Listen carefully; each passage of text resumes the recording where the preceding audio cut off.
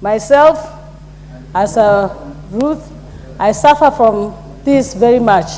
I have my auntie, the only sister to Mzee Jaramogi, who is 105 years old, and she suffered a stroke, and after 5 days, the doctor told me to take her home to wait for her death.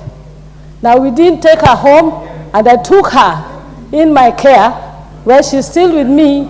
She's now 106 years old, but I have to foot all the bills to make sure that we as a family have to foot that to make sure that she's still alive. She has fully recovered and is still going strong. This is one of the ladies who has been a hero in Kenya because she was there during the Mau Mau, and she has been one of the people who was being given even some monies owed to her because of the period that they were there during that period.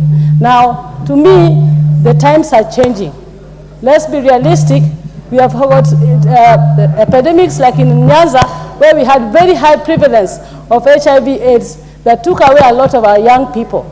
And most of the homes that were there are remaining with old people who do not have anybody to take them, to look after them.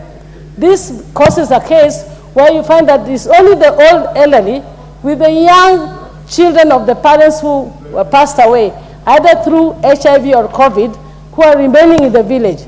Most of these young people are selling the homes and selling the land, to the point that you find that this elderly person is staying in a home where there's nowhere she can be able to support, or he can be able to support themselves in those villages. There's that neglect. And you don't have homes like in Europe, where you have these elderly homes where we can even take these elderly people to stay in. So to me, the bringing up of this bill is very, very timely for us to be able to see how can we support them. Number two is the dignity of these old people.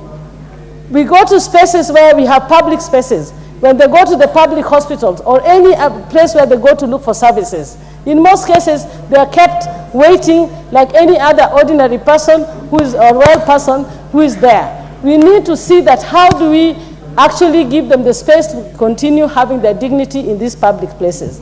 And the other one is that the facilities that we need. Like, for example, when we wanted to get aids, or you want to get for them aids, like the aids they use for walking, the walking frame, the crutches, and all the aids that they need. These aids are not cheap.